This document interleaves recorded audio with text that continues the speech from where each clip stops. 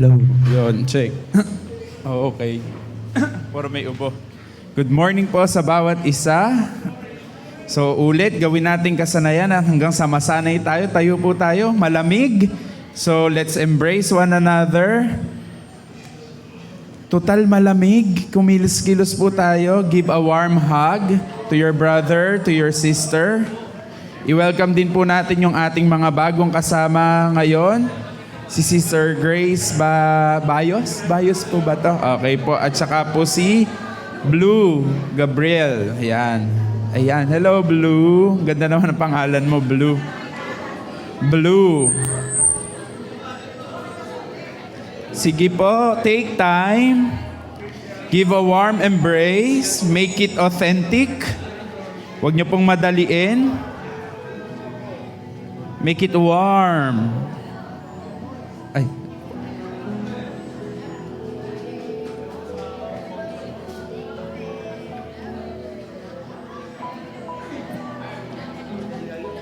Hanggang sa masanay po tayo, hanggang sa tayo magkaroon ng buhay.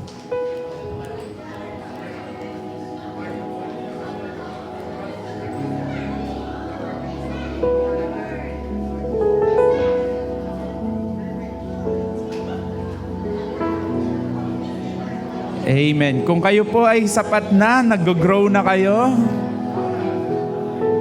kung kayo ay naka-12 na o higit pa, mas mainam po yon. Sige, take time. Di pa naman po tayo magsisimula. Kung hindi pa enough yung embrace na inyong na-receive to this morning,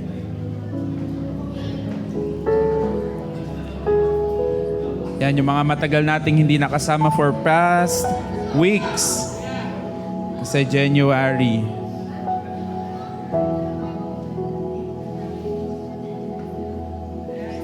Okay.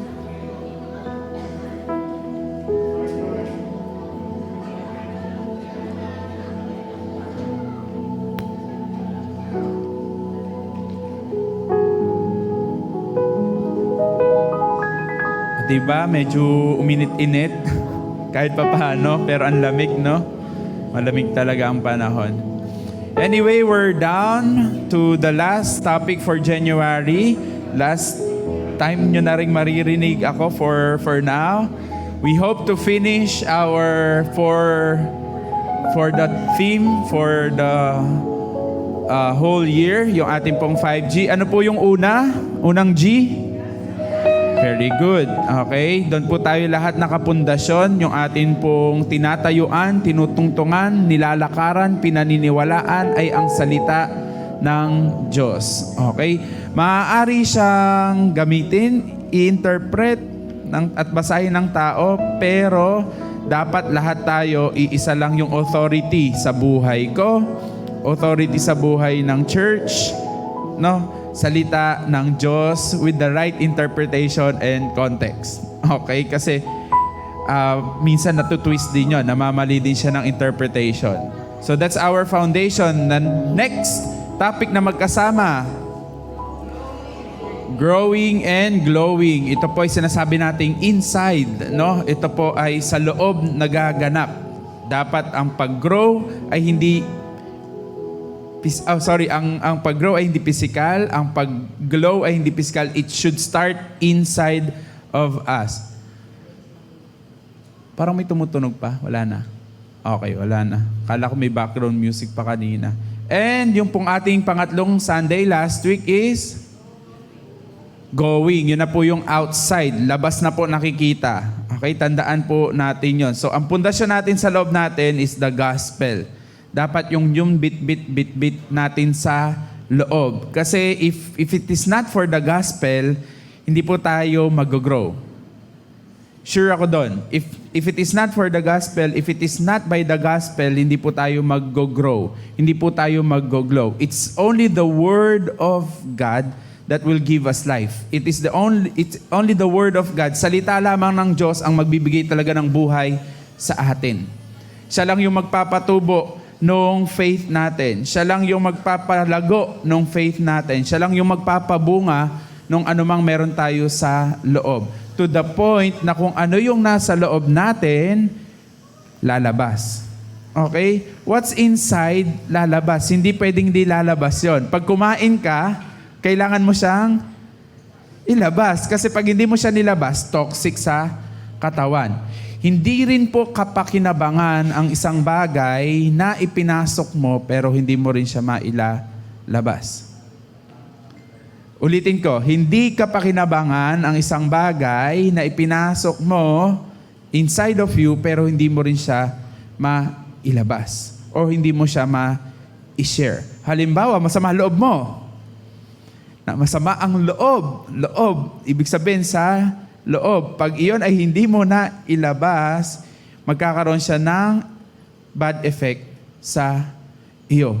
Anything na kapag sinarili mo lang, pag anything na niloob mo lang, no, malaking epekto yan sa iyo. That's why going is very important. Going means you need yung katabi mo. You need to go with someone.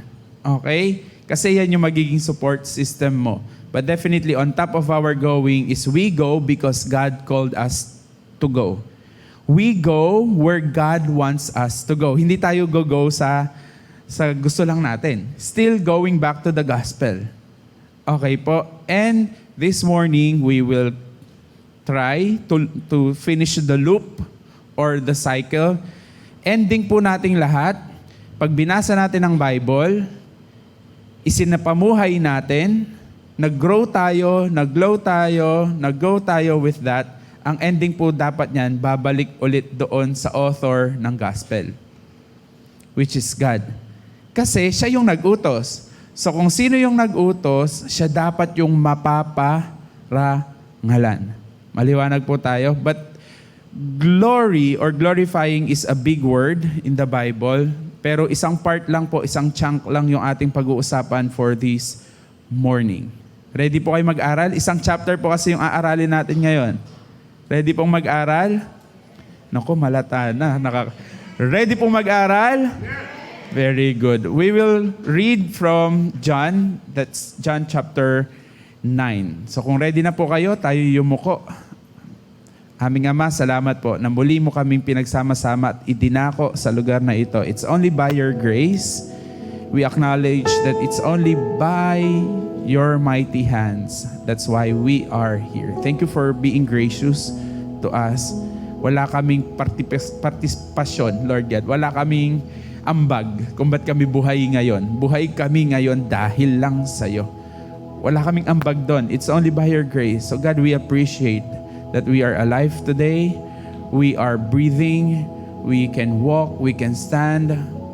Lord, salamat dahil ipinahintulot mong muli na mabuhay kami. At sa araw na ito, sa sandaling ito, anuman po yung pag-aaralan namin, hayaan mo po mag-aral ang bawat isa sa amin ayon sa salita mo, ayon sa patnubay ng banal na Espiritu. God, because it's only by the Spirit that we can be illuminated. It's only by the Holy Spirit that we can learn. Because your words are Spirit. And we can only read it in spirit. Lord, I pray, let our faith arise right now because we will be reading your words that will increase our faith, that will cultivate our faith. And God, I dismiss any work of the enemy in this place, distraction, sleepiness, or whatever. I dismiss it. You're not welcome here. We only welcome the Spirit of God, the living and loving God in our midst. Thank you, God. Maparangalan ka. Ikaw lang ang maitanghal. Pangalan mo lang ang maitaas. Sa pangalan ng aming tagapagligtas na si Jesus. Amen and amen. So we'll be learning from John 9. Our topic po will be entitled, Glory Fits Him Only. Okay? Pakisabi ko nga po malakas, glory fits Him only. Nang may kasabay na kasamang pagtaas ng kamay, glory fits Him only. Na may kasamang pagtingin sa taas, glory fits Him only. Okay? Naging kulto pala. Joke lang po. No? Glory fits Him only. And yung pong pinaka-title dyan, glorifying God is everything and glorifying God in everything. So hindi po yan typographical error. Talagang is po yung nilagay dyan. Pero in another form, nung nasa taas, glorifying God in everything, and glorifying God is everything. So title pa lang po nandun na lahat, parang di na natin kailangang ipaliwanag. Pero puntahin pa rin natin yung salita ng Diyos. In John 9, next po, in John 9, this is a story, buong chapter po yan. Ang story po niyan is the blind man from birth, no? Na pinagaling ni Jesus. Okay, babasahin po natin para lang magkaroon ng overview. Sa John nyo lang din po mababasa itong account na ito, na nagpagaling si Jesus, dumura, okay, sa lupa, ginawang putik, ginawang mud, at ipinahid po doon sa bulag. That's the general story nung atin pong babasahin. Pero isa-isahin po natin. Sige, verse 1. Medyo maliit, kaya po dapat may Bible kayo. Let me read.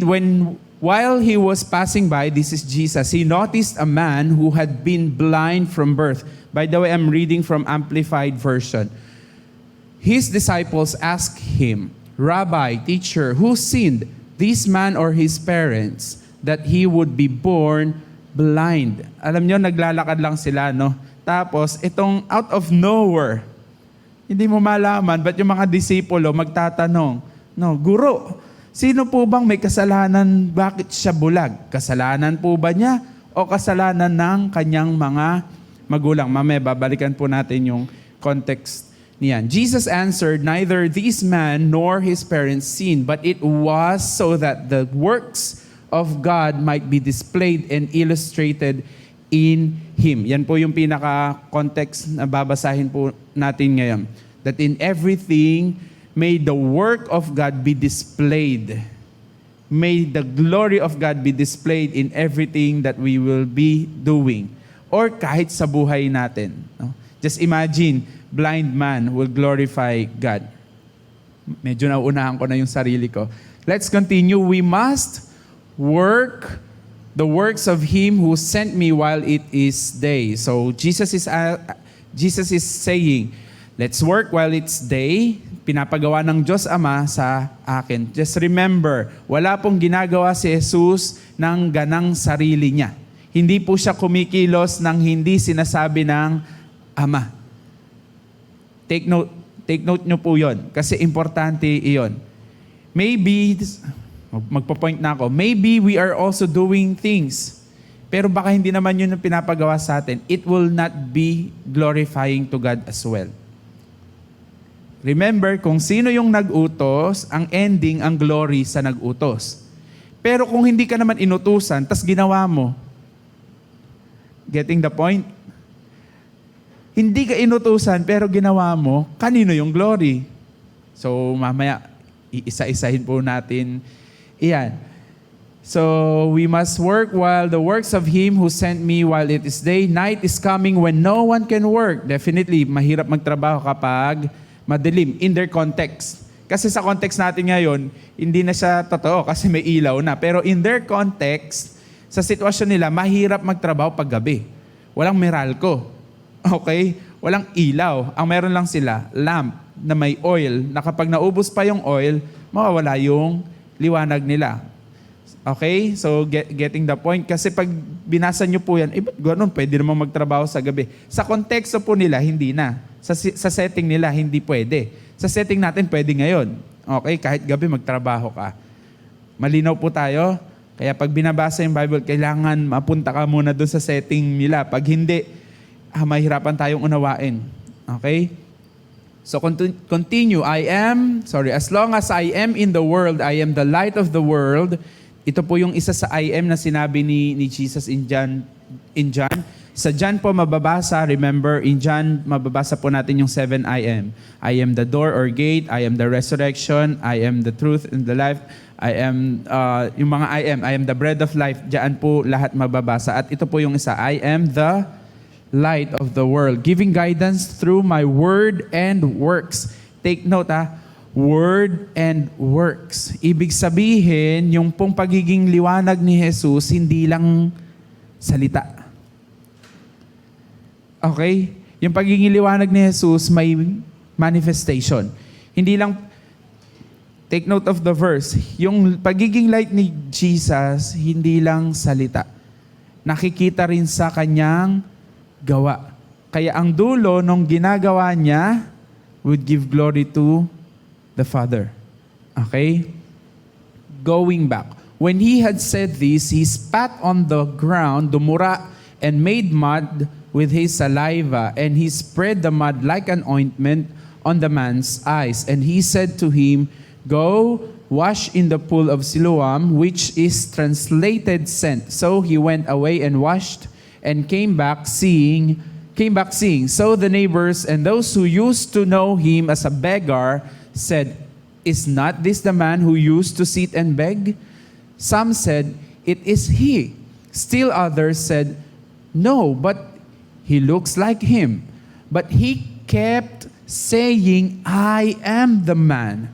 So they said to him, "How were your eyes opened?" He replied, "The man called Jesus made mud and smeared it on my eyes and told me, 'Go to Siloam and wash.' So I went and washed, and I received my sight." They asked him, "Where is he?" He said, "I do not know." Diyan muna po tayo mag-dwell. No? Isa-isahin po natin. Dumura si Jesus. Okay? Gumawa ng mud. Ang laging tanong nga dyan, no, kung tayo yung bulag, tapos pupunasan ka ng, ng putik na may dura. Iyo. Papahayag ka ba? Papayag ka ba? Diba?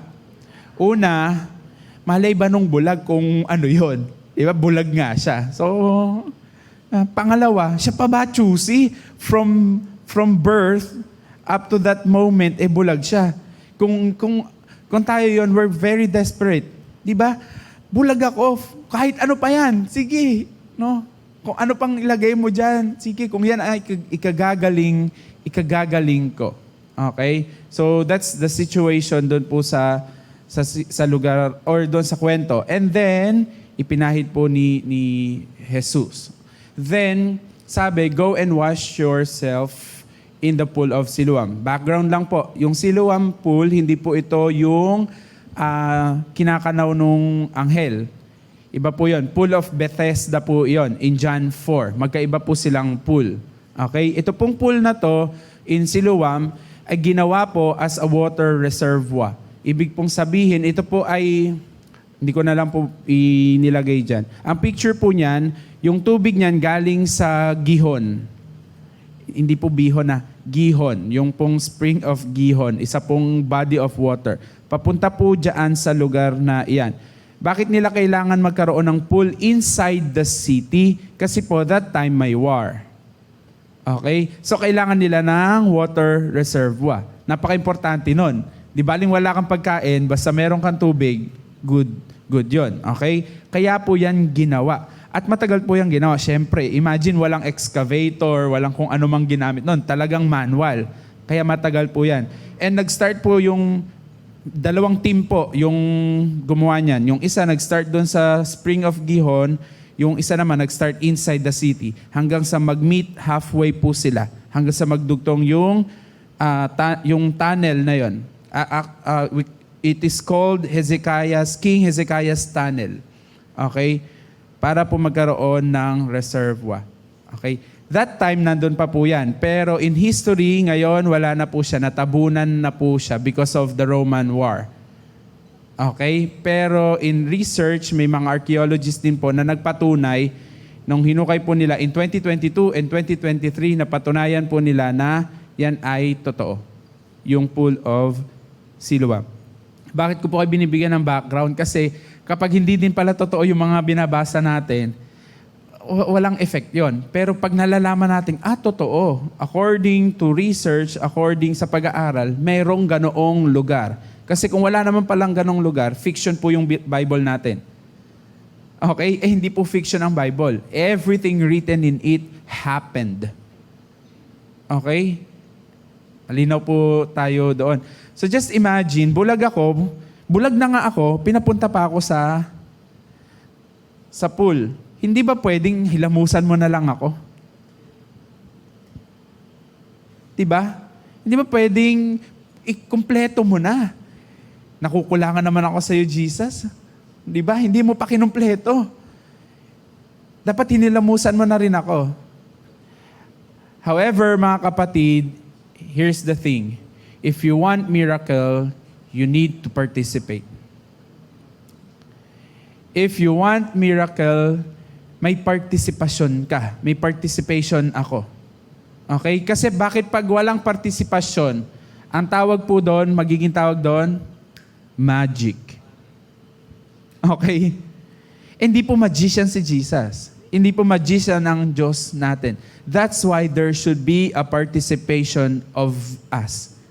Ano yon? Faith. Kaya nga may faith eh.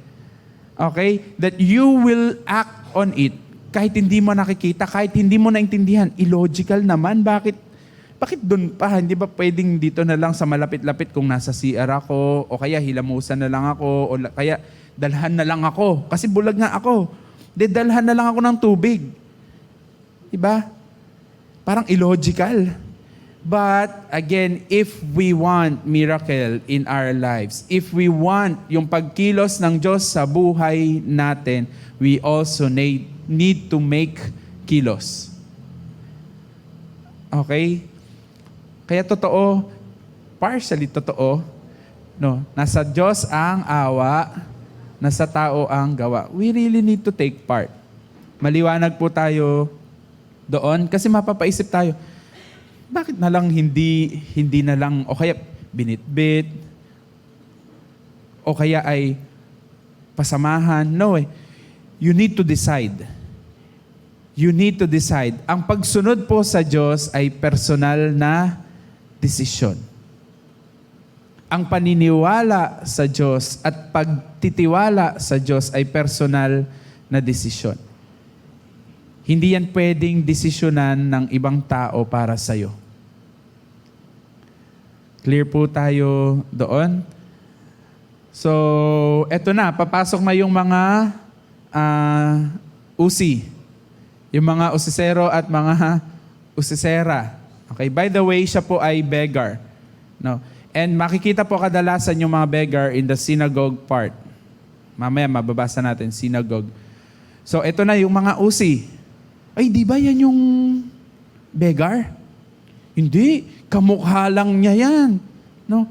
Pero take note nung word but he kept saying,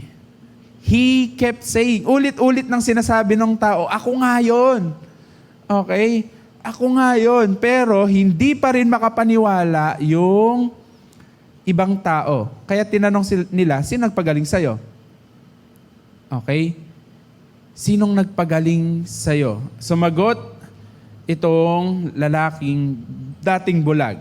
Okay, na ngayon ay nakakakita na. Si Jesus, yung tinatawag nilang si Jesus, siya yung nagpagaling sa akin. Nasa na siya? Ko alam. Okay? Malay ko. Sabi niya, malay ko. Basta ang alam ko, ako yun. Ako yung dating bulag, ngayon ay nakakakita na, kaya huwag kayong magtalo-talo. Ako nga yun. Pinatutunayan niya. No? Parang I witness. Ako. Yung letter I, taka yung eyes. Hindi ko alam kung na-get nyo. But anyway, yun na yun. No? Siya mismo ang nag-eyewitness sa sarili niya. Ako yun. However, in law, sa batas at even in the Bible, you cannot witness on your own. Pag binasa niyo po yung John, laging sinasabi kay Jesus, pinaparatangan siya, sinong nagsugo sa'yo? Kasi lagi pong paratang sa kanya, ang ama at ako at ang ama ay iisa. Kaya dalawa kaming nagwi-witness sa ginagawa ko. Ang ama at ako, kami ang witness. Now going back to my point. My point is, in the biblical perspective and in the law or batas, kapag iisa ang witness, hindi po tinatanggap. Malalay. No, hindi pwedeng mapatunayan ng isang bagay na isa lang ang witness. I heard that from our attorney sa school. Kasi meron kami mga case. So, iimbestigahan. Attorney, paano to? Isa lang ang witness. Nako, hindi pwede. Pero kung dalawa man lang yan, sabi niya, 2 or more, okay na yan. Pwede na yan. Okay? So, ganun din. No? Wala kasing witness yung bulag. Siya lang. Kaya hindi makapaniwala yung mga tao. Kaya ngayon, babasahin natin yung kasunod. Ito na yung mas malalang kwento. The next part of the kwento, then they brought the man who was formerly blind to the Pharisees. Yung mga usisera, hindi makapaniwala sa nangyari na himala. Kaya dinala nila sa Pariseo. Mamaya may context, but nila dinala sa mga Pharisees. Now it was on a Sabbath day that Jesus made the mud and opened the man's eyes. So the Pharisees asked him again how he received his sight. And he said to them, "He smeared mud on my eyes and I washed, and now I see." Then some of the Pharisees said, "This man, Jesus, is not from God because he does not keep the Sabbath." But others said, "How can a man who is a sinner, a non-observant Jew, do such signs and miracles?" So there was a difference of opinion among them. Accordingly, they said to the blind man again, "What do you say about him, since he opened your eyes?" And he said, "It must be that he is a prophet." So nagkakagulo. Dito po sa mga verse na to, nagkakagulo ang Pariseo at usisero at yung pinagaling. Okay? Take note nyo po yung mga character. Now, puntahan natin, context tayo, bakit dinala sa mga Pariseo? First, the Pharisees, para po sila yung nagpapatunay ng mga himala. Parang ngayon po sa atin, ang lugar na yan ay yung Vatican. Pag magkaroon ng aparisyon dyan, o kaya magkaroon ng himala, hindi yan pwedeng maging authentic nonetheless, or not unless na sabihin ng Vatican na iyan ay totoo. The same things go. Kaya dinila nila sa mga Pariseo. Kasi yung mga Pariseo, yung body na magja-judge, when I say body, grupo na nagja-judge kung totoo ba yan. Okay? That's one. Kaya po nila dinala sa mga Pariseo. Second, kaya po nila dinala sa mga Pariseo kasi anong araw daw po nagpagaling si Jesus? Sabbath. No? Kailangan nilang isumbong, i-report, no, na Sabbath, totoo ba to? Kasi gusto nilang ma-verify kung totoo ba yung himala. Okay? So that's second thing. Dinala nila sa mga Pariseo para malaman kung totoo ba to, nagpagaling Sabbath. Kaya sila nagtalo-talo ngayon. Hindi yan totoo kasi hindi niya ino-observe yung Sabbath day. Hindi siya nag-observe ng kostumbre, ng tradisyon at ng batas. Okay? Pero sabi nung pinagaling, or nung mga tao, pwede bang ang isang makasalanan ay makagawa ng ganitong kababalaghan? No? Pwede ba yon? Tapos, ang kulit, tingnan nyo po ang kulit ng mga Pariseo sa Saduseo, or mga Pariseo. Tinanong ulit. Sabi lang, ang sagot lang ng blind man, dating blind man, he must be a prophet. Okay? Tuloy po natin yung kwento. However, the Jews did not believe that he had been blind and had received his sight until they called the man's parents. Alam nyo, parang ganito yung tao. Kahit anong gawin mong paliwanag sa isang tao na mayroon na siyang nasa isip niya, hindi niya paniniwalaan. Ganun po yung sitwasyon ng mga Pariseo. Basahin niyo po yan, chapter 9. Almost 3 to 4 times po nilang tinanong. Dinamay pa ngayon yung mga magulang niya. Okay? Kasi hindi nila mapaniwalaan. Or, ayaw talaga nilang paniwalaan. Naranasan na po ba kayong ganyan tao? Nagpapaliwanag ka pero hindi talaga niya maintindihan. Kasi ayaw intindihin. Kasi meron na siyang nabuong desisyon, kwento sa sarili niya. wala na pong, sorry for the term, wala na pong kwentang paliwanagan yun. Kasi wala na eh. Blinded na siya on his own. Okay? Marami po yan. Mga religious people, pag binasa natin, kahit anong paliwanag ni Jesus, hindi po nila maintindihan. Samantalang yung mga hindi aral na tao, naniniwala agad kay Jesus. Kaya minsan, mas madali pang turuan yung walang alam. Or hindi naman sa walang alam. I mean, kaunti pa lang ang alam. Kaysa turuan yung punong-puno na. Okay po. Anyway, going back to the context. They ask them, "Is this your son who you say was born blind? Then how does he now see?" Grabe, dalawa agad yung tanong. Parang pinapunta lang, tapos dalawa na agad yung tanong. Anak mo ba talaga to? Ito ba talaga yung anak mo na hindi nakita from the very beginning? His parents answered, "We know that this is our son and that he was born blind, but as to how he now sees, we do not know, or who has opened his eyes, we do not know. Ask him, and stop asking us. He is of age. He will speak for himself and give him his own account of it." His parents said this because they were afraid of the leaders of the Jews. For the Jews had already, take note already agreed that if anyone acknowledged Jesus to be the Christ, he would be put out of the synagogue, excommunicated. Because of this, his parents said, "He is of age, ask him." Tingnan niyo po yung mga religious people dito. Meron po silang tinatawag na pagtitiwalag. Excommunication. Tiwalag na yan. Hindi na yan bagay dito. Okay? Pero saka po natin pag-usapan yung topic ng pagtitiwalag. Dapat bang ginagawa yun sa church or hindi? Pero doon po tayo sa binabasa natin. Sa kanila po, nagtitiwalag. In the synagogue, nagtitiwalag po sila. Kaya po yung sagot ng mga magulang, ang talino. Ang galing nga ang talino. Hindi ko alam kung aral ba talaga sila pero yung anak nila, pinabayaan nila na maging beggar, I'm not sure. Pero ang talino nung sagot nila.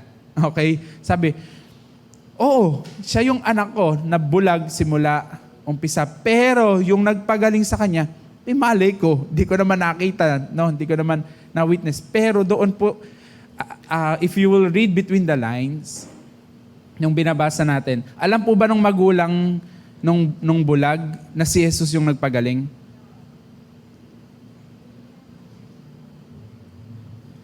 Read between the lines. Tingnan nyo po. Alam ba ng mga magulang kung sino yung nagpagaling?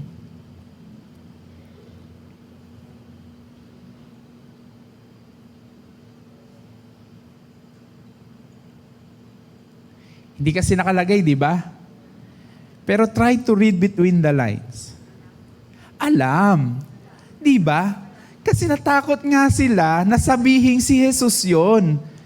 Naging matalino lang sila na, teka, naku, pag sinabi namin si Jesus yun, titiwalag kami. Hindi sinabi sa verse.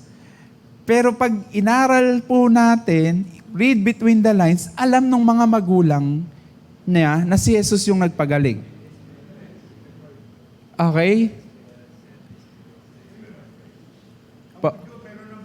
Yes po, okay. Kasi kalat niya, pero ang pinag-usapan natin, alam ba ng mga magulang? Most likely alam. Kasi pag po may himala, mabilis pong kumalat. Okay? Mabilis kumalat yun. Ang dami pong usisera dinala nga sa mga pariseyo. Okay? Sila pa kaya hindi makaalam? Most likely sila yung unang makakaalam, magulang eh. Huy, yung anak mo. Okay? So please go to the story. Medyo konti yung oras. Pero pag nagbasa po kayo, ganun po yung gawin yung, really go to the story. Para ba kayong yung nandun? Imagine niyo talaga yung sarili niyo. Pag hindi kasi, hindi po natin mahihimay. Okay? Now, sumagot yung mga magulang, hindi namin kilala. No, hindi namin siya kilala. So bigo na naman po yung mga pariseyo. Wala na naman silang nakuhang sagot. hindi na naman maliwanag kung sino ba yan. Bakit ba sila makulit? Bakit po makulit yung mga Pariseo? The Pharisee that cannot see. Inunahan ko na yung ibang point. Bakit po sila makulit? Very good. Kasi ang totoong intensyon ng puso nila ay para patayin, dakpin si Jesus. Bakit? Kasi nasasapawan sila. Diba? Nasasapawan sila. O tatalo na rin ako sa point ko. Ito pong mga Pariseo na to, they want the glory. Gusto nila na yung glory sa kanila. Nasasapawan na sila ng movement ni, it's not a movement, pero ginamit ko lang movement. Yung grupo ni Jesus. No, nasasapawan na sila. Kaya sabi na, teka, hindi pwede to. Ang dami ng tagasunod ni Jesus. Ang dami nang naniniwala sa Kanya. At marami nang hindi naniniwala sa atin. Bakit hindi naniniwala sa kanila? Kasi they only have words, but they don't have works. Tandaan niyo po yung binasa kanina. Jesus, ang pinagkaiba, Jesus has words and works.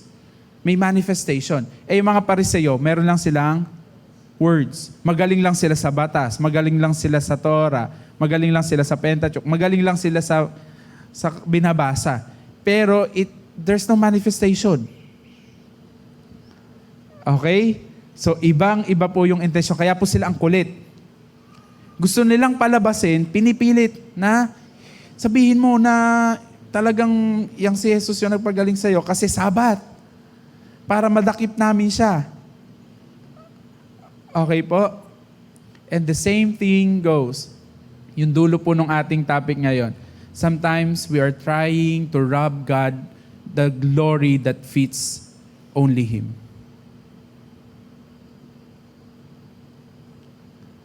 Naku, pinangunahan ko na. Pero tuloy po natin yung kwento. Okay? Medyo malit ulit. So the second time, pangalawang beses, they called the man who had been born blind and said to him, "Give God glory and praise for your sight." Ano po ito? Idiomatic expression nila. Sabi, give God the glory. Ibig sabihin mo na ang Diyos ang nagpagaling sa iyo at hindi si Jesus. We know this man, Jesus, is a sinner. Kumbaga po, bine-brainwash nila yung pinagaling. Okay? Yun po yung ginagawa nila. Bine-brainwash. We know this man, Jesus, is a sinner, separated from God. Then he answered, I do not know whether he is a sinner, separated from God.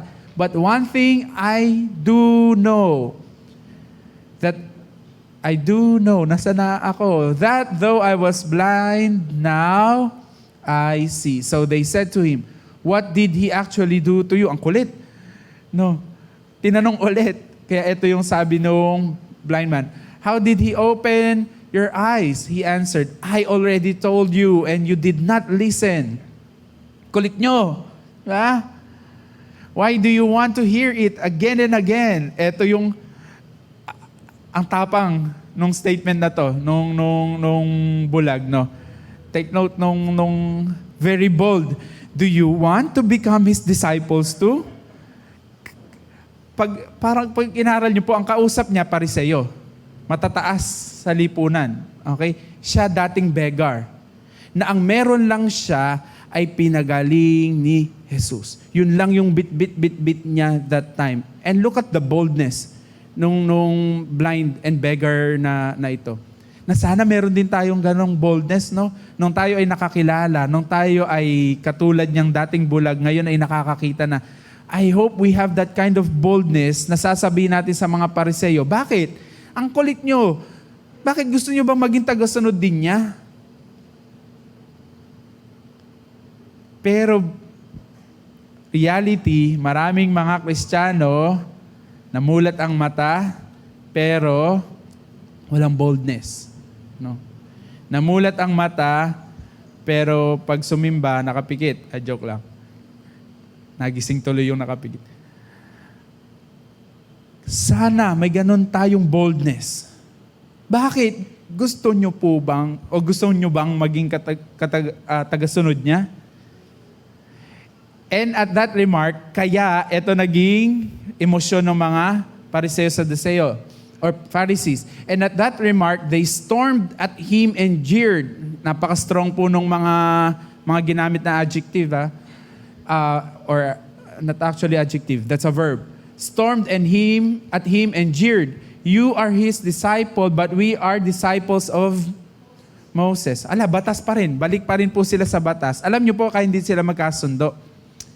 Diyan din po sa John, sabi ng mga Pariseo Saduseo, sabi ni Jesus, I and the Father are one. Kanino kayong Father? Sabi ng mga Pariseo Saduseo, kami, ang ama namin si Abraham. Hindi talaga sila magkakasundo. Kasi yung mga Pariseo Saduseo, puro batas. Okay? Dito naman si Moses. We know for certain that God has spoken to Moses, but as for this man, we do not know where he is from. The man replied, well, this is astonishing. You do not know where he comes from, and yet he opened my eyes. We know according to your tradition that God does not hear sinners. Ang talino nito. Hindi ko alam kung, basta natatalinuhan po ako, hindi ko alam po sa inyo. Pero ang talino nitong blind na to, nung beggar, yung mga sagot niya, ang talino. No? Di ba, pag sinner, hindi naman pinapakinggan ng Diyos, sabi niya. So, kung siya ay sinner, hindi siya papakinggan ng Diyos. Pero bakit ako napagaling? Okay? Bold and wise. Does not hear sinners, but if anyone fears God and does His will, He hears Him. Since the beginning of time it has never been heard that anyone opened the eyes of a person born blind. In history, gusto sabihin nung blind man, in history, wala pang nangyaring ganito. First time in history. Okay? If this man were not from God, able to do anything like this, because God would not hear his prayer. They answered him, you were born entirely in sins, from head to foot, and you presume to teach us? Then they threw him out of the synagogue. Yun na po yung excommunication. Tiniwalag na po siya ng tuluyan. No? Bakit ko po sinasabing very bold siya? Take note, ititiwalag po talaga siya sa synagogue. At kapag tiniwalag po kayo sa synagogue, in their time, ang dami pong mawawala sa inyo. Kaya nga po yung parents niya, takot. I hope maipaliwanag ko mabuti kasi importante ito in their culture. Yung parents niya takot kasi alam nila pag naitiwalag sila, ang dami pong mawawala. Ano yung unang mawawala? Yung pagiging beggar ng anak nila in the synagogue. Yun po kasi yung place that they can participate in the market. Okay? The synagogue. Pag tiniwalag ka, wala ka ngayon buhay. I mean, wala kang kabuhayan. That's one. And one, aside from the government, ang nagpapatakbo po ng lipunan ay religious people. So kapag itiniwalag ka sa relihiyon na yon o sa samahan na yon, mawawalan ka din ng mga benefit. So just imagine, the parents and then itong pinagaling. Ano ba pinagkaiba nila? Yung parents kasi is not direct recipient. Okay? Hindi direct na recipient ng pagpapagaling. Samantalang itong blind man, direct recipient ng pagpapagaling. Question, yung salvation ko ba, yung salvation mo ba, direct recipient ka? So kung direct recipient ka, between parents and yung pinagaling, dapat kasing bold tayo nung gumaling. Kasi direct recipient ka eh. Naranasan mo na pinagaling ka ng Diyos, pinatawad ka niya, nilinis ka niya, inayos niya yung buhay mo at patuloy na inaayos. Dapat ganun tayo ka-bold. Pero reality check, hindi ko na po sasabihin. Mag-assess na lang po tayo ng sarili natin. How bold are we? At lagi nating sinasabi dito nga sa Pinas, ang luwag eh. Di ba? Pwedeng-pwede. Pwedeng-pwede kang mag-share, ipanalangin ng isang tao, pwede ka magbasa ng Bible, but the boldness is not there. Bakit? Baka dapat nga mas ipagbawal pa para Kasi di ba mga Pinoy, matitigas ulo, tayo mga Pinoy, kung kailang bawal, saka ginagawa. So baka dapat ipagbawal ang pagbabasa ng Bible, ipagbawal ang pag-share, para mas magawa natin.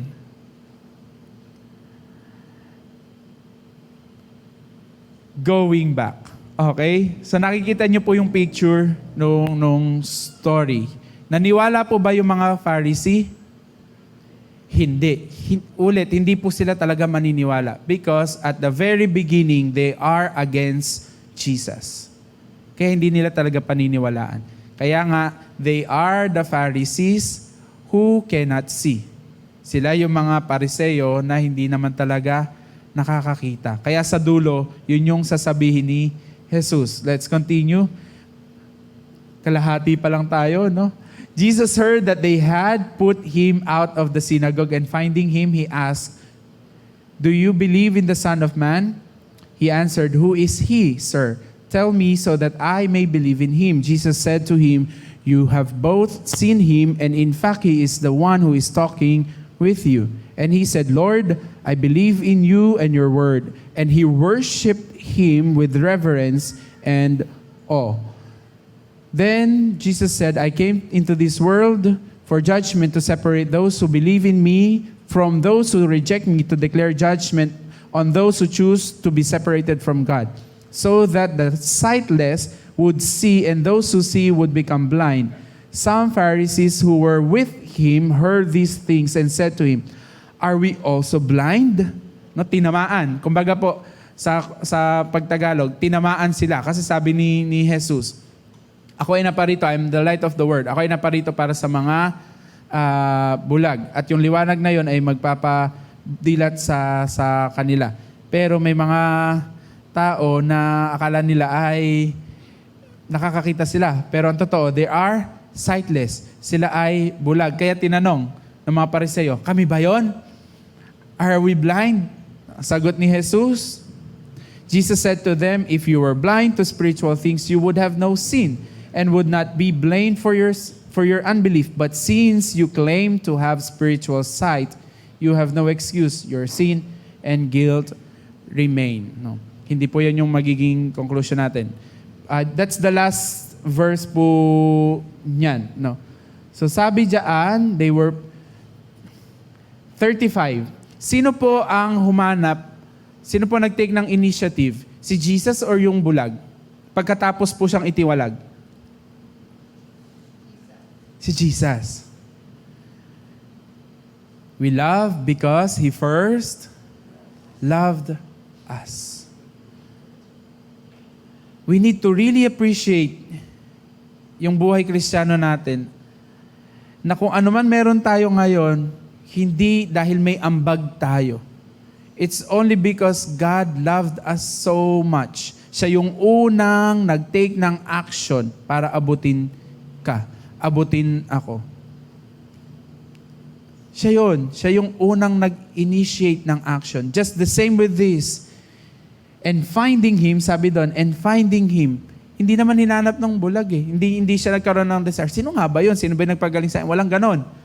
Si Jesus, nung mabalitaan niya, hinanap, finding Him. Sana ma-appreciate natin yung ganon. Imagine, pinagaling ka na ni Jesus, ikaw pa ngayon yung hahabulin niya. O ikaw pa rin yung talagang ipopursue niya. That's the stubborn love. I don't know how you know the song. It's a good song, Stubborn Love. It is your stubborn love that never lets go of me. Ang ganda nung kanta na yon, so I don't know. That's how stubborn God is. Now, that's the whole chapter. Nakapagbasa na po. Yes, nakapagbasa na ako ng whole chapter. That's the whole chapter. Pero the verse that we would like to get is yung nasa unang verse. Ano ba yan, Brother Arn? Pinabasa mo yung buong chapter tapos yung unang verse lang pala yung kailangan natin, no? Kailangan po natin bumalik. In verse 3, if I'm not mistaken. No need na bumalik na. In verse 3, sabi doon, sino ba? Para kanino ba? Bakit siya bulag? Anong dahilan? No? Ang sagot ni Jesus, it is not because of the sin of the parent. By the way, Balikan ko yung context ng sin. Before kasi, kapag sinabing sin, baliktad. Pag sinabing sick, may sakit ka, ina-associate po yun sa kasalanan. So, kasakitan is associated to kasalanan. Kaya yung mga kaibigan po ni Job, umamin ka na. I don't know kung alam niyo yung kwento ni Job. Umamin ka na, may kasalanan ka ginawa, no? Diba? Ganun po kasi yung tradisyon nila. Pag mayroon kang kasakitan, nangyayari sa yung di maganda, ang sinasabi, naku, may ginawa kang mali. No? May ginawa kang mali. Pero hindi po yung totoo, no?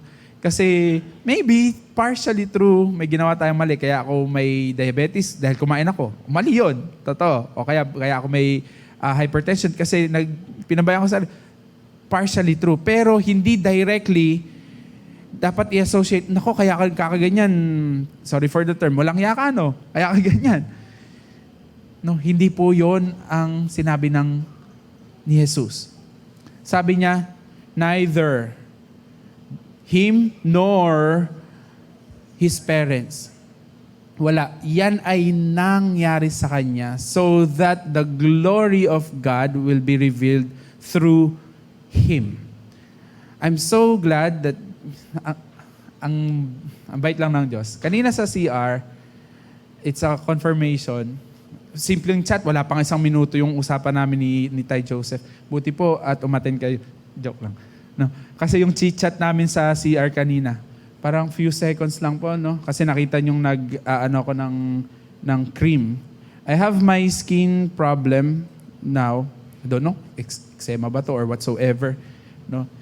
I'm actually depressed and frustrated kasi una, napakamahal. Magkano na naubos ko dito. Pangalawa, ang kate, ang sakit, ang hirap mag-type sa laptop, ang hirap magtrabaho, hindi ako makatulong sa pag-uurong, natatakot akong hawakan yung baby namin. Ang dami kong hindi magawa. In short, no, nakaka-depress, nakaka-frustrate, no. But God encouraged me just this morning through Tay Joseph. Napaka-simple lang sabi niya. Wala pa yan. Nakalimutan ko po yung English term niya. Kumbaga, no match yan kay Jana. Tama po. No match yan kay Jana.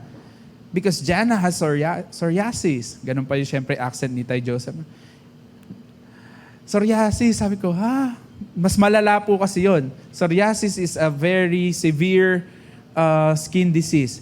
Meron kasi akong 2 kaibigan na may psoriasis. Malala talaga. Dito. So, and then he said, I really, sabi, balikan ko lang po yung sinabi niya. No? Sabi niya, I salute Jana. Kasi kung ako yon, nagmumura na ako. Yun po yung sabi niyo kanina. No? Nagmumura na ako siguro sa kate, sa hirap, ganyan. But Jana, she's very patient or whatsoever. No? Kasi 30 years, tama ako ng tanda. No?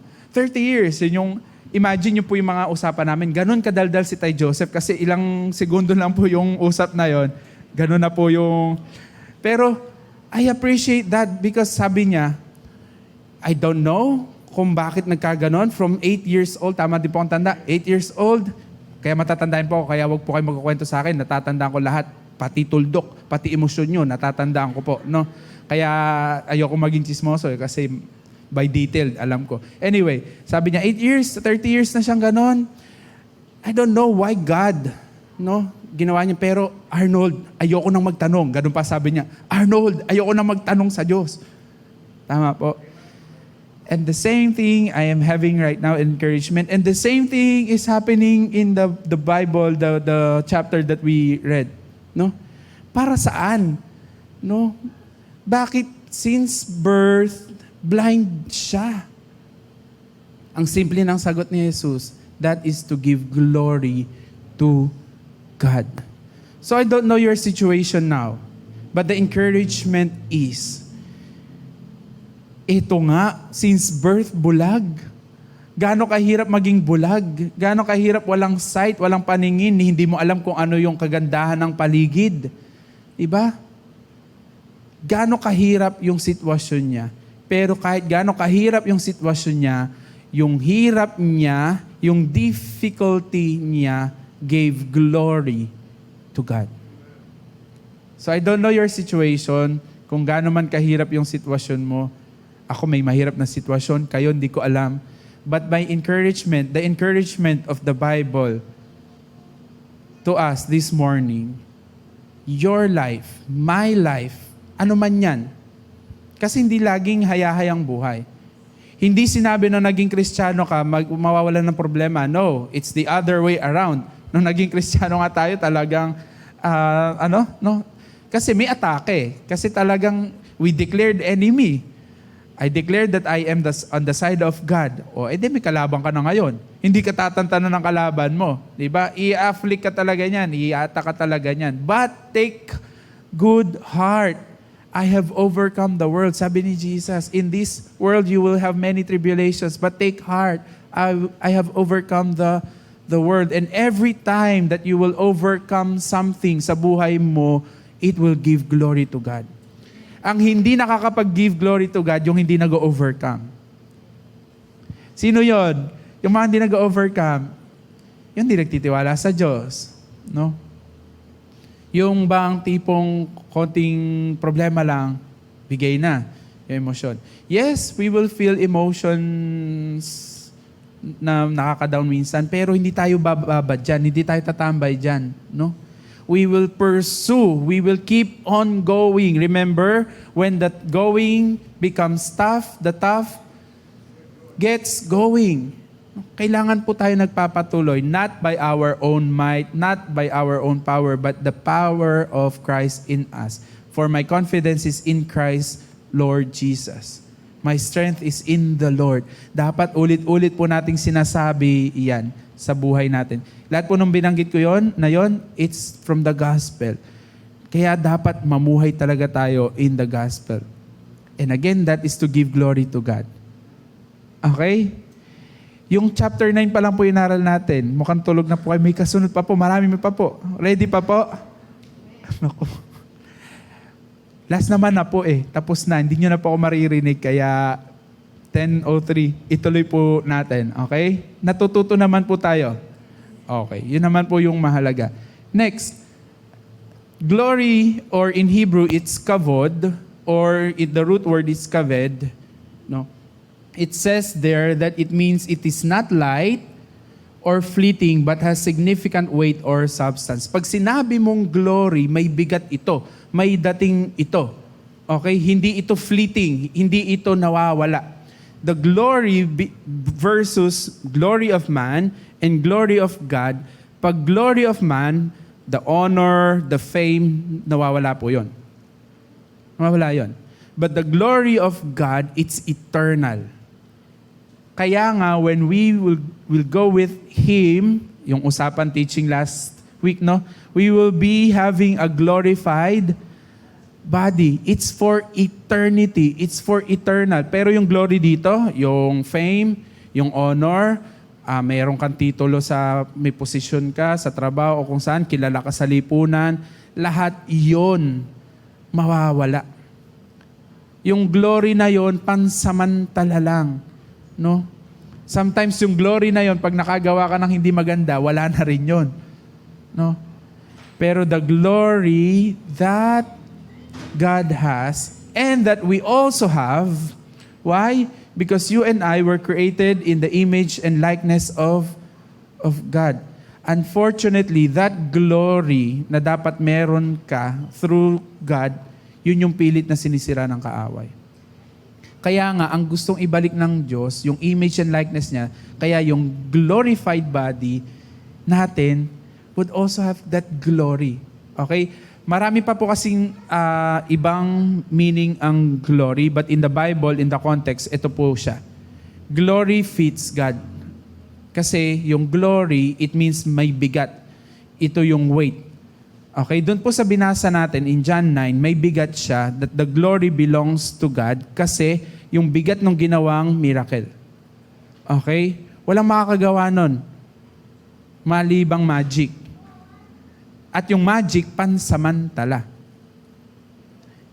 Okay? Sometimes yung magic din ay illusion lang. Okay? That's glory, kavod. We're about to finish last 3 slides. It says in 1 Corinthians 6:19-20, this is a very familiar verse sana sa ating lahat. Don't you know, sabi, do you not know that your body is a temple of the Holy Spirit who is within you, whom you have received as a gift from God, and that you are not your own property? You were bought with a price. You were actually purchased with the precious blood of Jesus and made His own. So then, honor and glorify God with your body. Kailangan nating paalalahanan yung sarili natin na nasave ako by the blood of Jesus Christ, pero hindi, nasave ako at yung pagkakasave sa akin, hindi chipipay, hindi cheap, hindi mumurahin, buhay ng Panginoong Hesukristo. So I should not put it into waste. Dapat gamitin ko yung salvation ko to glorify God. That's why salvation starts with justification, pero hindi doon magtatapos. We should continue in sanctification. And the more that we keep on sanctifying ourselves through Jesus Christ, that's why we will say, from glory to glory. I hope na i-connect nyo po. Medyo binibilisan ko na. Okay? We are the temple of the living God. Wala na po yung templong ganyan. Sinira na yan. Although nagko-congregate pa rin tayo lahat dito. Kasi kailangan yon. No? Kailangan meron tayong isang lugar. Pero kahit walang lugar, kung talagang tayo ay saved, di ba? Nagsimula nga sa ilalim lang ng puno, di ba? Pwede pa rin tayo mag-congregate. It's not the place. We are now the temple God is residing in. Okay po? So kung ang Espiritu ng Diyos ay nasa atin, dapat yung Espiritu ng Diyos na yun ay nararanasan din ng ibang tao. Let your light shine before men, so that they may see your good deeds and praise your Father in heaven. Tayo ay taga-vessel, dala-dala, bit-bit ng Espiritu ng Diyos. Liwanag niya, I am the light, the glory of God in us. So dapat nakikita yun sa atin for our own glory? Hindi. So that they may give glory to our Father in heaven. Ang tanong, glory nga ba yung nakikita sa atin? No. It's a question to ask. Glory ba yung naririnig sa atin? Glory ba yung nakikita sa action natin? Napapapurihan ba ang Diyos sa buhay natin? We are bearers of God's glory. Bearer ka ng kaluwalhatian ng Diyos. So wag nating hayaan na itong pamumuhay natin ay hindi magiging kaluguran sa Diyos. Marami yon. Kung may bisyo tayo, iba't ibang bisyo, or may addiction tayo, or may mga mali tayong relasyon, ang dami. Kailangan nating maging mapagbantay sa kung anong kilos natin. To be perfect? No. Kaya nga from glory to glory. Next. Ako nagutom na sila. Kaya hindi na talaga ako, okay na yan, hanggang January lang. At least fasting po kayo. Next. Romans 12:1. Very familiar din na verse. No? Therefore, brothers and sisters, I urge you to offer or present your bodies, dedicating all yourselves, set apart. Set apart means holy. That's another way to give glory to God. Make ourselves holy. Hindi natin pag-usapan yun. As a living sacrifice, holy and well-pleasing to God, which is your rational, logical, intelligent act of worship. Yung worship natin should be a lifestyle. It should be a lifestyle. And that is to give glory to God. Okay? To give glory to God. Now, balikan natin yung binasa nating isang chapter. Sa tingin nyo, doon, hindi kasi binanggit, no? After na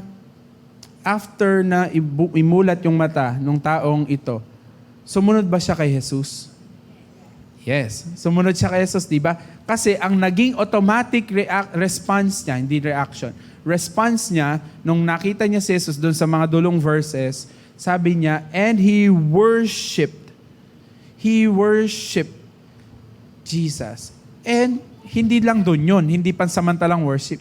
I do believe sumunod siya kay Jesus. But because that's the real worship. Ang totoong worship ay yung sumusunod tayo sa Diyos. Okay? So, Romans 12 is reminding us, brothers and sisters, reminder sa ating lahat, I urge you, namamanhik ako sa inyo, sabi ni Paul, ialay ninyo ang inyong buhay. Buhay, our lives, no? Buhay. Buhay ang binigay sa atin ng Diyos. Buhay din yung ibabalik natin sa Kanya to give glory, to give account. Last verse, if I'm not mistaken, last slide.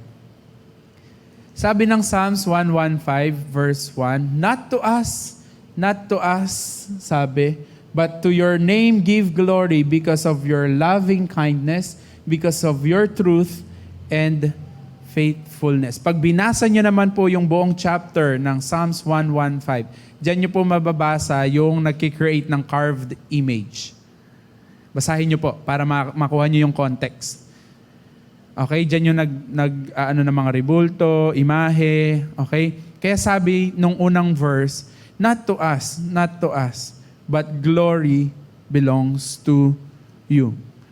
Kasi kahit anong gawin naming image dyan, imahe, at kung ano-ano pang gawin naming tradisyon, ritual, at kung ano, wala yang dating, wala yang buhay.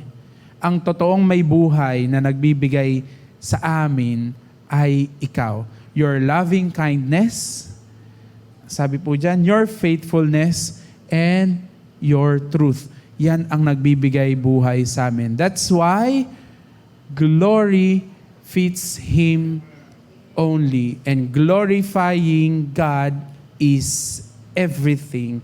And glorifying God in everything. Colossians 3:23, whether you eat or drink, do it for the glory of God. Ecclesiastes 12:13-14, now I therefore conclude, sabi ni Solomon, one thing that we should be doing. Fear God and obey His commandment. And when we obey His commandment, we will give glory to Him. And in verse 14 ng Ecclesiastes 12, everything will be put into judgment. All our deeds, whether it's exposed or not.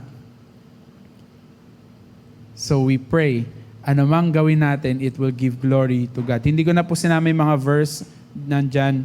Take note nyo na lang po, Ecclesiastes 12, 13-14, yung isa po. And then yung Colossians 3:23. Last challenge for all of us.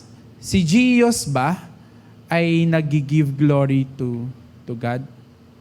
Or baka naman, baka lang, we need to assess, glory belongs to few? Baka nananakawan din natin ng glory ang Diyos. Oy, ang galing niya. Oy, ang galing nito. Ang galing nila. Hindi masama, no? Pero pag tayo ay sinabihang, ang husay mo, ang galing mo, kaya dapat natin laging sinasabi, sa Diyos ang papuri, sa Diyos ang kaluguran. Siya ang maitanghal. Sana maging totoo, no? Pero minsan, umamin man tayo o hindi, it's very tempting na tumangos ang ilong, lumaki ang tenga, kapag nasabihan kang, ang galing mo naman, ang husay mo naman. No? Kaya dapat magbantay tayo agad doon. Kasi dyan po nadali ang kaaway, pride.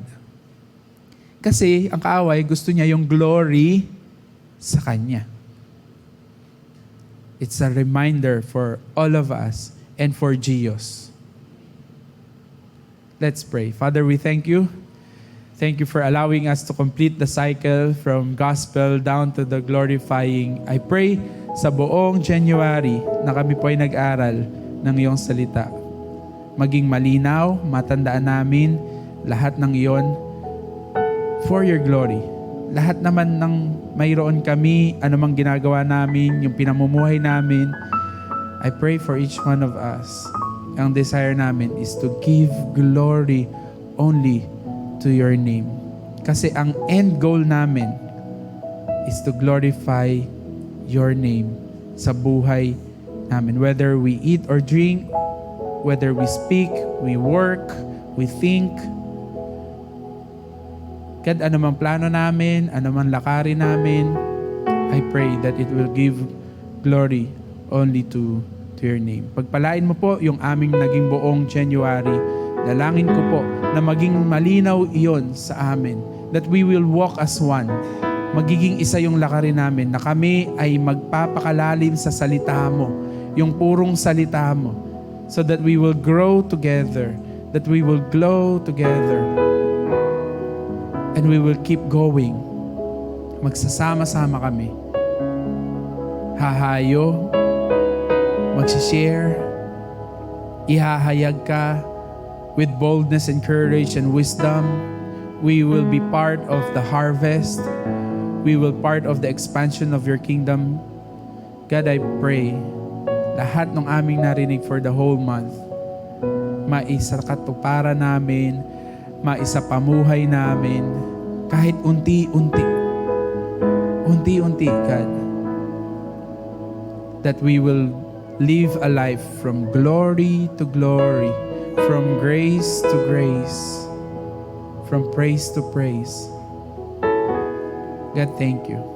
Lord, I know hindi pa tapos lahat ng narinig namin. May ilalalim pa to. So I pray for the ministry of the Holy Spirit for each one of us. I pray kayo po mas magpalalim nito individually sa lahat ng aming narinig. At dalangin ko habang nagsisik kami individually, magpapakahayag ka.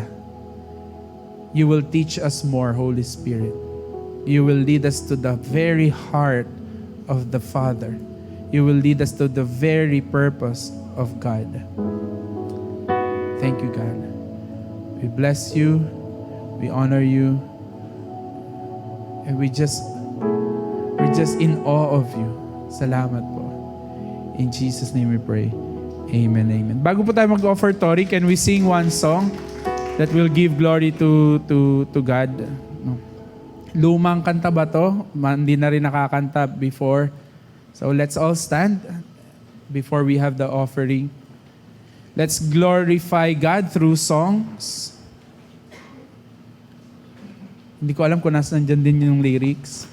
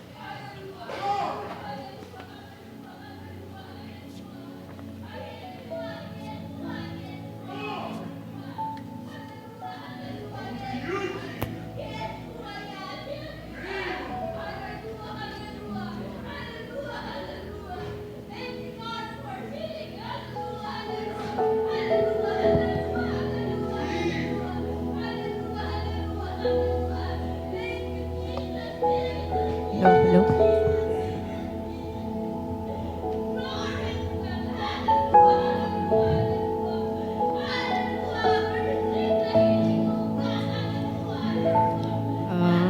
Good morning po. Yes. Yes po. Thank you, Lord. Thank you po. Malamig na umaga po sa bawat isa. And ngayon po ay oras po ng ating pagbibigay. So, alalahanin po natin na ang pagbibigay po ay hindi po sa pilitan, hindi po kami namimilit, kundi ano po, ito po ay tugon ng ating pasasalamat sa ating Diyos na buhay. Amen po. So, bago natin ipag-pray yung ating tithes and offering, hayaan yung basahin ko po sa inyo yung reminder at promise ng Lord sa ating lahat. No po? Mababasa po sa Kawikaan 3:9 hanggang 10. Parangalan mo si Yahweh sa pamagitan ng iyong mga kayamanan at mula sa iyong mga pinakamainam na ani, siya ay iyong handugan. Sa gayon, kamalig mo ay lagi ng aapaw, sisidlan ng inumin ay hindi nga matutuyuan. So, napaparangalan po pala natin ang Lord kapag siya yung inuuna natin sa pagbibigay. So, sabi po dito, pinakamainam na ani.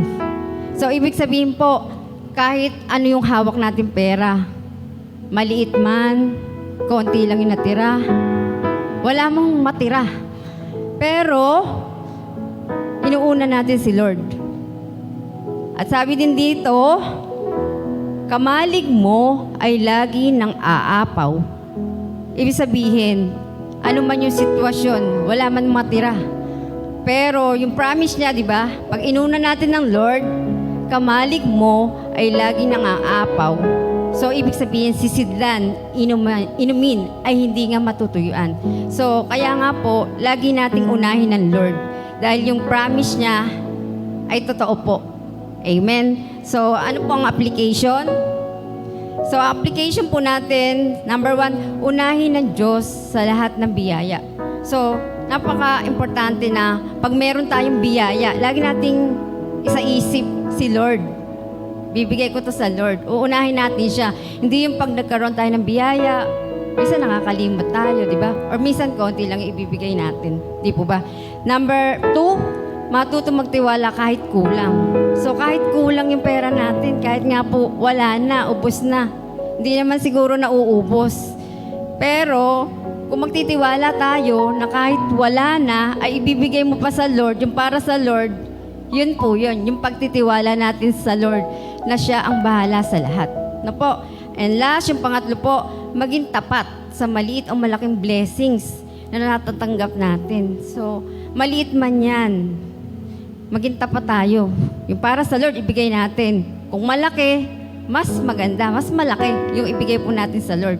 Kasi, sa Lord lahat yan eh. Na po, di po ba? So, sige po, tayo po ay mag-pray. Pag-pray na po natin. Lord, maraming salamat sa walang hanggang pag-ibig niyo po sa amin at tapat na pag-aarugaan niyo po sa amin, Lord.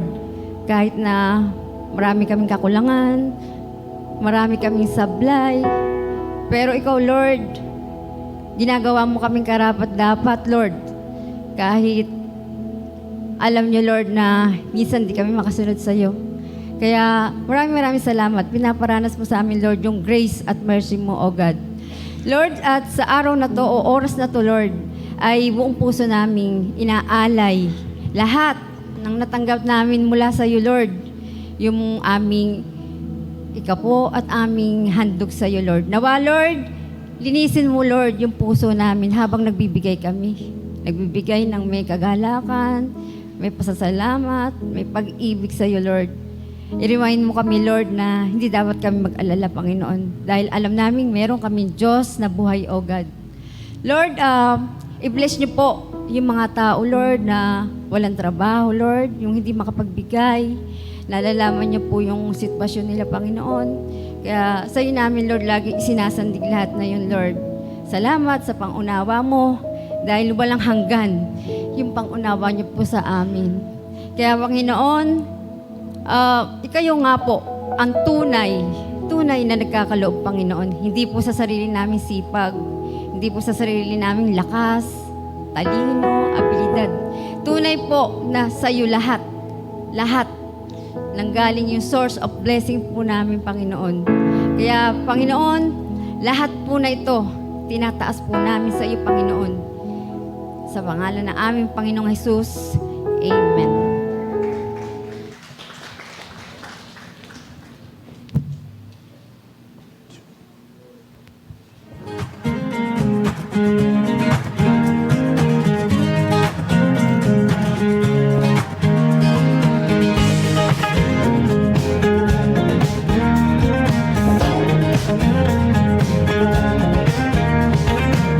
Pupurihin kita, Hosana, Hallelujah.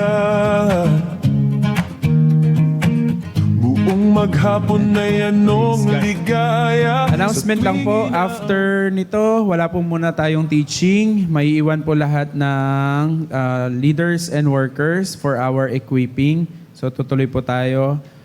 Konting oras lang po para makaalis po tayo agad. Nakagayak naman na po yung sasakyan and even the food, meron hindi pa okay, nagtinginan. Naku, biglang di na daw sasama, walang food eh. Anyway, okay. Ayan na, speaking of, andyan ang ating pagod na si Atiste. Yan na po ba yung food? For dessert, okay.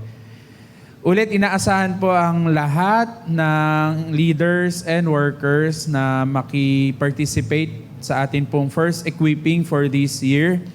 Magsama-sama po tayong magpalakasan, magsama-sama po tayong magpaalalahanan at magkaroon ng mini bonding kasi baka we're just working but we don't know yung bawat isa.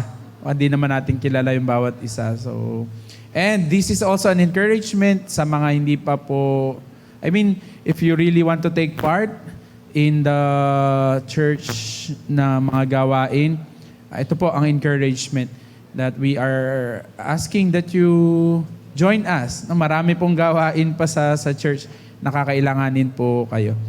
Okay? So I think wala namang announcement na every Wednesday po ay prayer meeting natin. And then every Tuesday may online discipleship class po na nagaganap. And February po, 15 ay ating pong anniversary. Meron na rin po tayong theme song na gawa ni Kuya Vil. Tapos mayroon din pong t-shirt na nandito po ngayon, no? Ayun. So bago po lumabas, kung kayo po ay magpa-participate at gusto niyo magkaroon ng t-shirt, your own expense po. Lagi naman po tayong gano'n, no? Hindi po kakayanin i-shoulder ng church. Kaya po at your own expense, magpasukat po kayo. May sukatan na po doon para hindi po tayo pagdating nung damit ay ang laki, ang liit, no? Andyan po yung sukatan. Pero pag po dumating na, huwag niyo po kami sisisihin kapag medyo pumayat kayo kasi nag-diet kayo. Luluwag po talaga yan pag lumaki kayo. No? Kung ano po yung sukat nyo ngayon, yun na po yun. Ililista na po kayo. For the cost, huwag po kayo mag-alala kasi hindi naman po yung negosyo. Talagang at cost lang po yan. Cost lang ng t-shirt, tapos yung printing. Wala naman po yung negosyo. Okay? So I hope lahat po tayo will have a shirt. At least it's a simple way to participate for the anniversary. So mark your calendar, February 15 po ang ating church anniversary, same time. Okay po? Sige. Before po kayo patayuin, lagumin lang po natin to give glory. Sabi ng mundo, YOLO. Anong ibig sabihin ng YOLO? You only live once, no? Totoo naman po yun, no? We only live once. Pero sa Bible, you only die once. Yun ang mas reminder, no? Hindi yung live. Ang sabi, you die once. Kaya ipamuhay mo yung buhay mo ng maayos. And there is a poem by C.T. Studd, Only One Life. Very familiar poem po ito or tula. Hindi ko nababasahin yung buo, pero kung may chance po kayo, kaysa mag-FB po kayo, i-search nyo. Ang title po nung tula ay Only One Life by C.T. Studd. At ang very famous line na inuulit-ulit po sa kanyang tula ay, Only one life will soon be past. Only what's done for Christ will last. Ulitin ko po yung pinaka-statement niya. Only one life will soon be past. Only what's done for Christ will last. So question, ito bang ginagawa ko ngayon ay para sa Diyos o gusto ko lang? O gusto ng Diyos? Kasi kung ano lang yung ginagawa ko na pinapagawa ng Diyos, yun lang yung may markings. Yun lang yung may tatak. Yun lang will last. Okay? And my last encouragement for all of us, wala po to sa konteksto nung binasa natin. This is just my own devotion. No? Yung putik, may value po ba yon? May value po ba yung putik? Pag ginawang paso. Pero bago maging paso, may kailangang humawak sa kanya, may kailangang dumumi ang kamay, may kailangang magdisenyo sa kanya. Correct? The same thing dun po sa John 9. Yung putik, wala naman yun. Parang tayo yun eh. We're just but soil. We're just but dust. No? Huwag nyo nang amuyin yung katabi nyo. Amoy lupa talaga yan. No? Di po kayo. Ang bango nyo nga eh. Nahiya nga ako kanina siya at mas mabango pa kayo sa akin. Doon sa John 9, putik yon. Pero nagkaroon ng value. No? Nagkaroon siya ng value that gives glory to God kasi dinuraan siya. Nagkaroon ng buhay. Galing yung dura. Huwag maging ritual, baka magpadura po kayo. Hindi po yun ang gusto kong sabihin doon. The context is, we're just but dust. Maliban na bigyan ka talaga ng buhay ng Diyos. At yung buhay na yan ay italaga mo sa Diyos. That's the only time that you will give glory to God. Let's all stand. Let's all give the glory to God. Father, we thank you once more. Pinagsama-sama mo kami at muli kaming napalakas, napaalalahanan ng iyong salita. Salamat, Lord, na kami ay dating bulag, na dati kami ay patungo sa kapahamakan kasi bulag nga kami. We don't have that sight, but thank you, God, that you had given us sight. You have given us vision. Thank you that you have given us value. Salamat katulad ng bulag, ibinalik mo kami sa lipunan na ginagalawan namin. Salamat katulad ng bulag, kami ay mayroong boldness and courage to proclaim that you are our great healer, that we have freedom in you. Thank you, God. At dalangin ko po sa bawat isa sa amin. Ano man po yung nararanasan namin ngayon, whether we are in a begging season, or maybe we are in the giving season. Lord, katulad ng sinabi ng isang sumulat in Proverbs, sabi niya, huwag mo akong paghirapin na baka itatwa kita. Huwag mo naman din akong pagyamanin na baka naman makalimutan kita. The same thing we're praying right now, God. In whatever situation ng buhay namin, whether good or bad, may it bring glory to your name. Lord, kung ang sitwasyon at kondisyon ng kapatid ko na to, maybe not that good right now, pero will you please talk to her, sabihin mo sa kanya that it's not yet done, hindi pa tapos. Take heart, anak. The best is yet to come. Hanggat hindi pa yan magbibigay ng kapurihan sa Diyos, it's not yet done. At sa kanya, na ngayon ay dumaranas ng magagandang bagay, I pray, God, magkaroon siya ng mapagbantay na puso, na lahat ng nararanasan niya maganda, hindi niya i-account because of his own.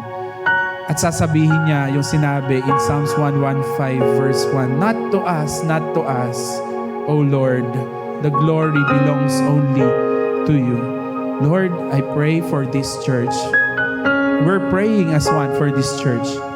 Will you please allow Gios to walk to the path of righteousness?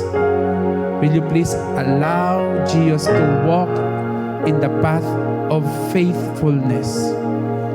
Because it's only when we are walking in faith that we will please you. You said it in your words. Without faith, it is impossible to please God, because God is a God of the peaceable. So I pray, God, Jesus will walk by faith, not by sight. We will walk by faith. We will trust you. Na kapag nagtiwala kami sa iyo, ang glory sa iyo, kasi hindi namin man lubos maisip, nagawa namin yon, meron kami ganito, napagtagumpayan namin yon. It's only because we walked by faith. Lord, tulungan mo nga po ang bawat isa sa amin. It's hard to pray, but we are praying, and I am praying for each one of us right now. Will you please increase our faith? Because I know when we are praying that, there would be testing. But no matter what, I am praying still. I am praying for each one of us. Will you please increase our faith in you? Our mighty God, our loving Father, allow your church to have faith in you. Taas po natin ang ating mga kamay sa Kanya na mapagkakatiwalaan, sa Kanya na hindi pumapalya sa mga pangako niya para sa iyo at para sa Kanyang mga lingkod at para sa simbahang ito. Sa Kanya ang lahat ng parangal, papuri at pagdakila. Ngayon, bukas at hanggang sa pagdating niya, magpupuri ang mga anak ng Diyos at magsasabing, Holy, holy, holy is the Lamb that is to come. Thank you, God. Bless the hands na nakataas ngayon. Pagpalain mo po ang bawat kamay na to. Hayaan niyo po na ang pagpapala na dadaloy sa kamay na ito ay magiging pagpapala din sa ibang tao. Pagpalain niyo po ang buhay namin. Pagpalain niyo po ang lahat ng lalakaran at tatapakan ng paa namin. Pagpalain niyo po lahat ng salitang babanggitin ng bibig namin. Pagpalain niyo po lahat ng iisipin namin, Lord God, that we will take captive of it and be submissive into the authority of Jesus Christ. God, pagpalain mo din po ang mga pamilya namin. Thank you, God. Bless each one of us with the benefits of the cross. In Jesus' name we pray. Amen, amen. God bless us all.